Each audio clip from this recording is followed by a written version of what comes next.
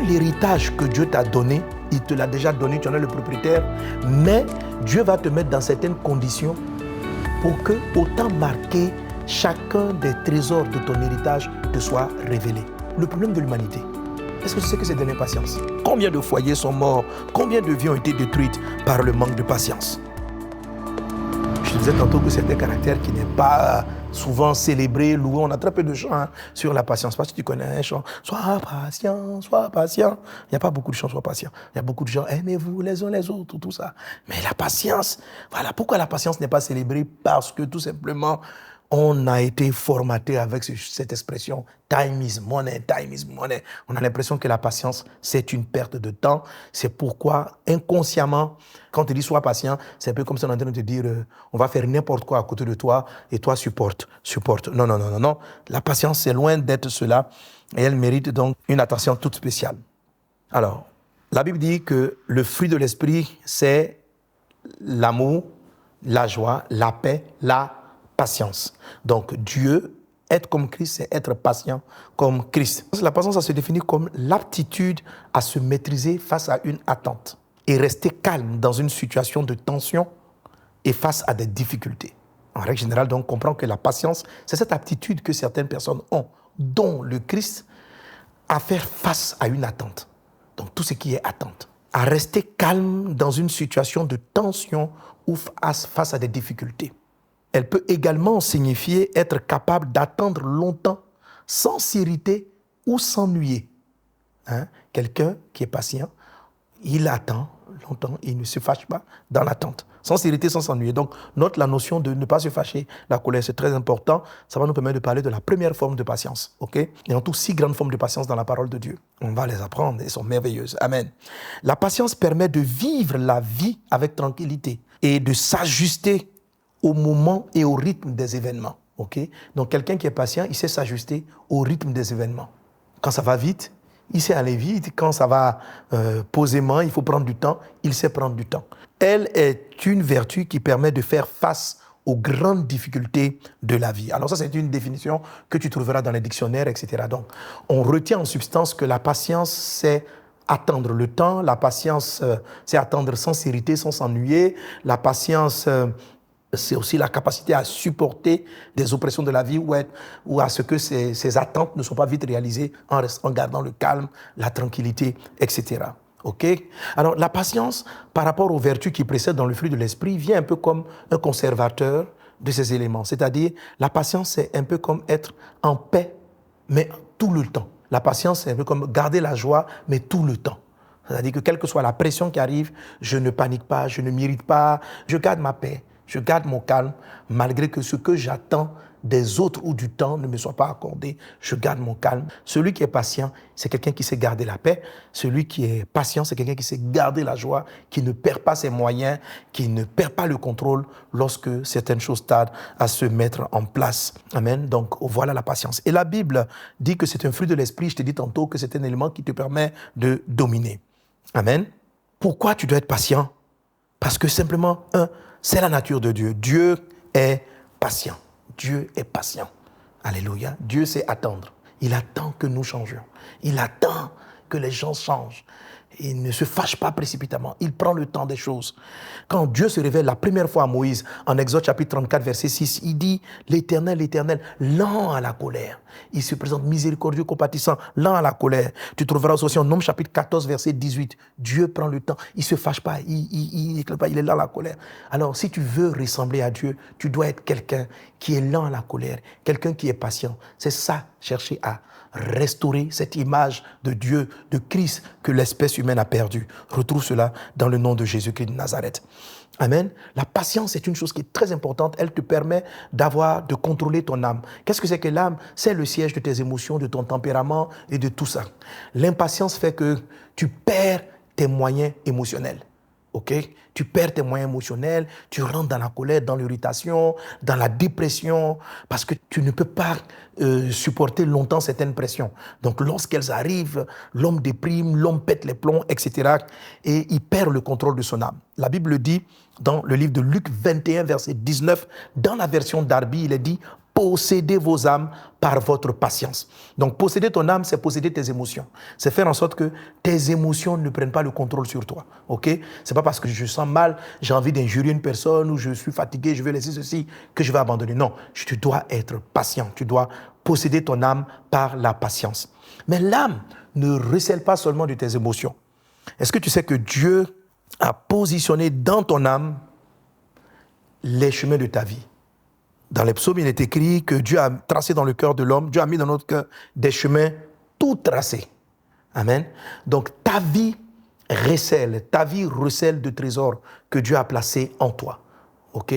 Tes capacités, ton intelligence, ton talent, ce qui fait ta particularité. Vous savez, physiquement, nous sommes tous différents. Mais émotionnellement aussi, nous avons des sensations, des choses qui nous diffèrent les uns des autres. De la même manière qu'on a près de 8 milliards d'habitants sur la Terre et qu'il y a 8 milliards d'empreintes différentes, nos âmes sont différentes. Amen. Celui qui possède son âme tient dans la main tous les trésors que Dieu a laissés à l'intérieur de lui. Sois patient. Amen. Et tu verras tous ces trésors-là se manifester en leur temps. Alléluia. Et ça, c'est vraiment important. Alors, qu'est-ce que je veux dire que Dieu a déposé dans ton âme, ton destin? Quand tu possèdes ton âme, Luc 21, verset 19, comme je dis, tu ne perds pas la voie. Tu ne perds pas le chemin de ta vie. C'est comme si la patience, et tu vas voir que la patience, c'est de toutes les vertus, c'est elle qui te conduit vraiment vers ta destinée. C'est elle qui te conduit vers ta destinée. Pourquoi je dis que c'est elle qui te conduit vers ta destinée? Ça fait 2 intérêts que je te donne sur la patience. J'arrive sur le 3e. Premier intérêt, sois patient parce que Dieu est patient et que tu es créé à son image. Sois patient pour avoir le contrôle de tes émotions, pour ne pas qu'il y ait des gens qui sont là-bas qui contrôlent tes émotions. Il y a beaucoup de personnes qui ont laissé la télécommande de leur vie entre les mains des autres. C'est-à-dire que quand ils voient ce visage, ils pètent les plombs. Ils contrôlent ton âme. Quand il y a une situation qui arrive, tu es attristé. Les gens contrôlent tes émotions, ils contrôlent ta joie.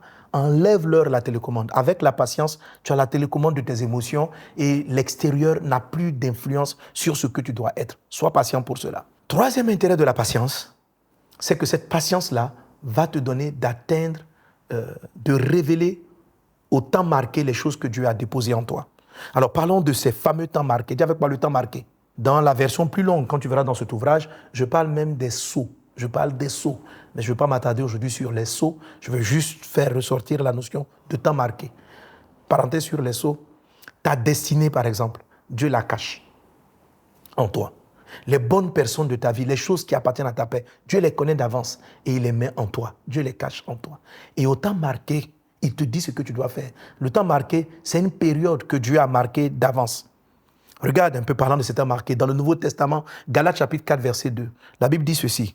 On commence même au verset 1. Il dit au verset 1, « Aussi longtemps que l'héritier est enfant, je dis qu'il ne diffère en rien d'un esclave, quoiqu'il soit le maître de tout. » C'est-à-dire, l'immaturité, le fait d'être un enfant fait que malgré que Dieu t'ait donné tout, tu sois propriétaire de tout, tu es comme un esclave parce que tu es tout simplement immature, tu es encore un enfant. Mais il est sous des tuteurs jusqu'au temps marqué par le Père. Amen. Donc, tout l'héritage que Dieu t'a donné, il te l'a déjà donné, tu en es le propriétaire, mais Dieu va te mettre dans certaines conditions pour que, au temps marqué, chacun des trésors de ton héritage te soit révélé. Il y a un temps marqué. Je me souviens quand j'ai commencé à sentir qui allait être mon épouse, Dieu m'a dit clairement, parce que je voulais aller lui dire, faire des avances, lui dire, tu m'as montré, je sais que c'est toi, etc. Et l'Esprit m'a dit clairement, tu n'es pas prêt, ce n'est pas le temps. Ce n'est pas le temps. Il dit, je t'ai montré, pour ne pas que tu te disperses, reste focalisé, continue tes études, mais ce n'est pas le temps, tu n'es pas prêt. Et je n'ai pas écouté Dieu. Je suis allé, j'ai dit, mais si c'est elle, pourquoi tarder? Et j'ai été impatient. Je suis allé lui faire mes avances, et puis on a commencé notre relation. Mais il se trouve que j'avais encore énormément de blessures dans mon âme, que le Saint-Esprit voulait prendre le temps de guérir. Et on a commencé une relation, mais d'une personne qui est immature, et ça a failli casser notre relation. Sinon, ça nous a séparés pendant 4 ans. Jusqu'à ce que Dieu guérisse mon âme, Dieu m'affermisse, et puis le temps s'est passé. Donc, un mariage voulu de Dieu aurait pu être raté parce que je n'ai pas su attendre le temps marqué. La Bible dit que malheur au pays où les princes mangent dès le matin. C'est-à-dire qu'il y a un temps pour manger. Dieu a fait en sorte qu'il y a un temps pour tout. Il y a un temps pour toutes choses. Ecclésiaste dit, Dieu fait toutes choses belles en son temps. Amen. ta beauté, tes capacités. Un homme est appelé à marcher, mais la capacité de marcher arrive à un temps marqué. Ok? Un homme est capable de sauter, mais la capacité de sauter arrive à un temps marqué. La patience, c'est quoi? C'est la sagesse que Dieu te donne de savoir attendre le temps marqué des choses. Quand tu es impatient, imagine ma maman qui est en train de pleurer pour dire « Oh, docteur, mon enfant, il a 2 mois, regarde, il a une anomalie, il ne marche pas encore. Mais les enfants de mes copines, ils marchent déjà. L'enfant n'a que 2 mois. Il marchera au temps marqué. » Dieu a fait toutes choses. Dieu a fait la marche, Dieu a fait les capacités. Voilà. Donc, ce qui est vrai dans le monde physique est vrai aussi pour ta destinée. À un moment donné, tu vas savoir qui tu es. Tu vas savoir ce que tu dois faire. Et le Seigneur le dit très clairement en Nombre chapitre 23, verset 23. Lisons ce beau texte. Il est dit « L'enchantement ne peut rien contre Jacob, ni la divination contre Israël. Au temps marqué, il sera dit à Jacob, quelle est l'œuvre de Dieu. » Au temps marqué, il sera dit à Jacob, quelle est l'œuvre de Dieu. Amen. Donc, il y a un temps marqué pour que Dieu t'explique ce qu'il attend de toi et ce qu'il veut de toi et ce qu'il va faire avec toi. Il y a un temps marqué. Et Jésus est venu à un temps marqué. Habakkuk chapitre 2 dit, le temps est fixé. Attends-la. Si la prophétie tarde, attends-la. Le problème de l'humanité, est-ce que tu sais que c'est de l'impatience? La Bible dit en Genèse chapitre 1, le texte qu'on a cité de base, Genèse 1, 26, Dieu dit créons l'homme à son image, à notre ressemblance. Ça veut dire que Dieu a créé l'homme comme lui. Mais Satan vient lui proposer, si tu manges ce fruit, vous serez comme des dieux. Autrement dit, Satan leur propose ce que Dieu a déjà donné. Sauf que si Adam et Ève avaient l'impression qu'ils n'étaient pas encore comme des dieux, selon Genèse 1, 26, c'est que Dieu l'avait mis dans un processus. Mais Satan leur a proposé d'avoir ça tout de suite et maintenant. Pourquoi les gens tombent dans l'impudicité? Parce que les rapports sexuels qui sont destinés dans le cadre du mariage, les gens les veulent tout de suite et maintenant. Dieu fait qu'un couple soit beau en son temps. Ça veut dire qu'il y a un temps marqué pour tout. Il y a le moment où dans votre foyer, vous êtes immature.